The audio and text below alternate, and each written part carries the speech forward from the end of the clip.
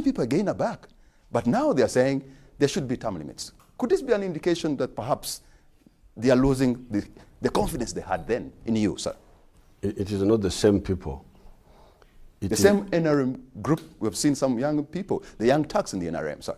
Those young thugs are normally part of the indisciplined group who were opposing NRM programs even in the past. So it's not the same group. Actually it is the same group who used to oppose even in the past. So there's no change as far as the NRM mainstream is concerned. But are you saying you wouldn't go beyond 75 yourself, sir? Not at all, certainly not. I wouldn't, because that's in the Constitution now, and I would not say lift that. I would not involve myself in wanting to change that, because I think there is some scientific logic behind it.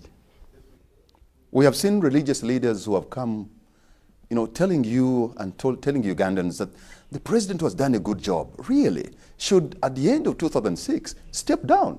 That's none of their business. Those religious leaders, they have got a lot of work to do to preach the gospel of God.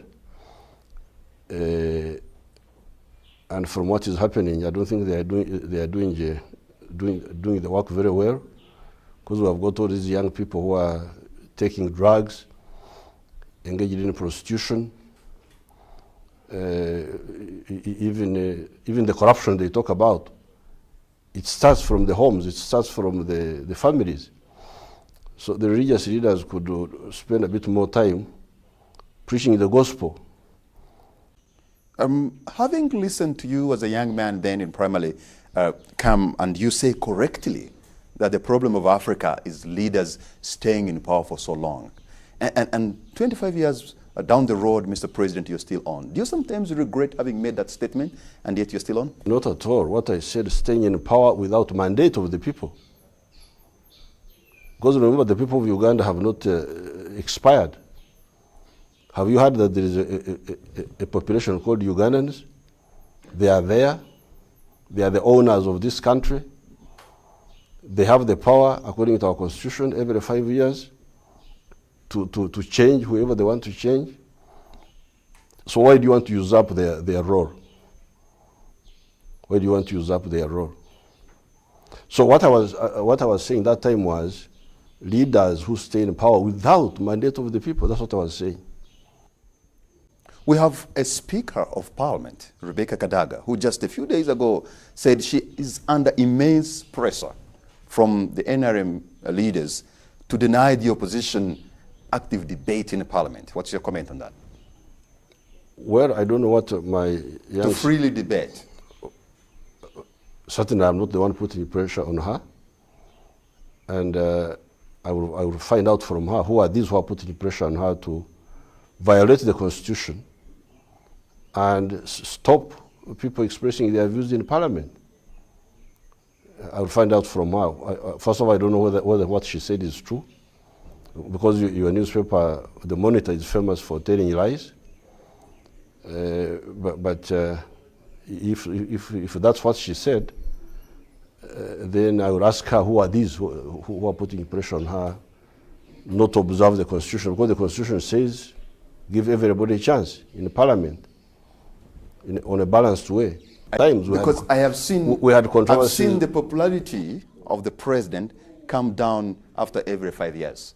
Isn't that a concern for you? Because I'm looking at the numbers, the percentages you get in every election.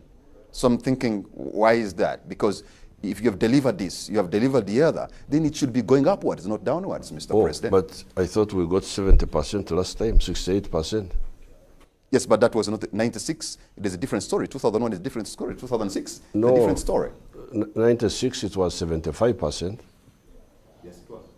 It came down to 69% in 2001. It was 59% in 2006, and it shot back to 68%. And there are reasons why. For instance, we had not solved the problem of security in the north, so those people there had become disgruntled. There was the problem of cattle raiding in Teso. That also affected our vote in 2006. Now when we solved the two, then it went up. Again, the popularity.